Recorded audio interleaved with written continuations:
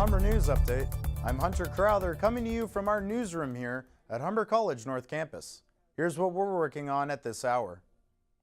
Police officers have recovered a body from a car that drove off of Toronto's Cherry Street Bridge and plunged into Lake Ontario yesterday afternoon. Police say the body had been transferred to their marine unit. They say the car was so far out from the initial search area that it delayed the recovery operation until this morning.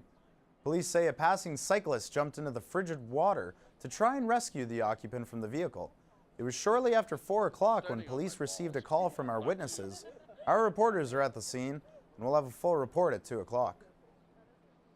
Overseas, the UN says ISIS forces have abducted tens of thousands of people from areas surrounding Mosul. Men, women, and children are being used as human shields. More than 8,000 families are being forced into captivity to slow military operations. Any who refused, killed on the spot. ISIL's depraved, cowardly strategy is to attempt to use the presence of civilian hostages, effectively using tens of thousands of women, men, and children as human shields. Iraqi and Kurdish forces backed by U.S.-led airstrikes have been advancing on Mosul for almost 2 weeks. The UN is calling the latest ISIS tactic an act of desperation. Iraq is facing what could be its worst humanitarian crisis ever. More than 1 million people are expected to be displaced by the conflict. Authorities in France are bowing to international pressure to help young people stranded in the ruins of the Calais migrant camp known as the Jungle. They're bringing in buses to take the...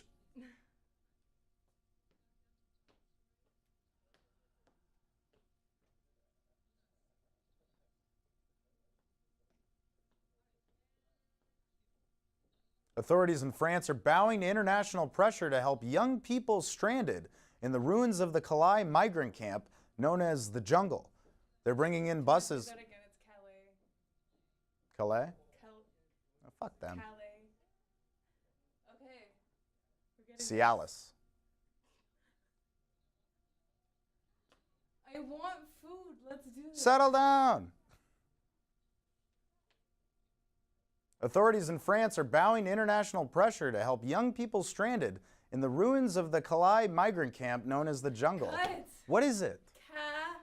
Calais. Calais. Like Calais. down. Okay. Yes.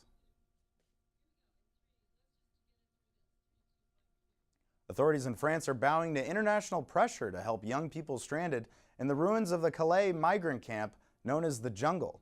They're bringing in buses to take the children to reception centers around the country. Teenagers spent a second night in a makeshift school after the camp was demolished this week. Aid workers say more than 120 minors slept in and around the school overnight. Some aid workers say as many as 1,500 children are still stranded in the jungle. A local official involved with the camp eviction says the teenagers will be moved on Friday. Britain has accepted 274 children from the evicted migrants. For the first time in 71 years, Chicago will host a World Series game. In the midst of the Fall Classic with Cleveland, the Cubs have been sports' lovable losers for generations. But tonight, euphoria hits Wrigley Field. Take me out to the ball.